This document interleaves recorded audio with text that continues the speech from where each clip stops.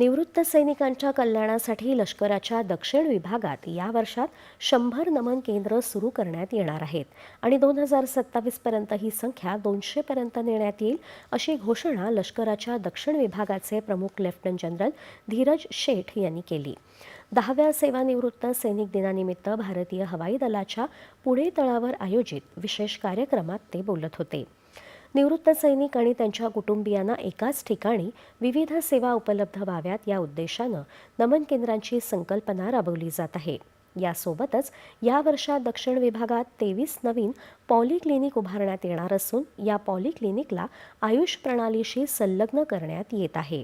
त्यामुळे माजी सैनिकांना आधुनिक उपचारांसोबतच पारंपरिक उपचार पद्धतींचाही लाभ मिळणार आहे असं त्यांनी सांगितलं। या कार्यक्रमाला उच्च आणि तंत्रशिक्षण मंत्री चंद्रकांत पाटील उपस्थित होते।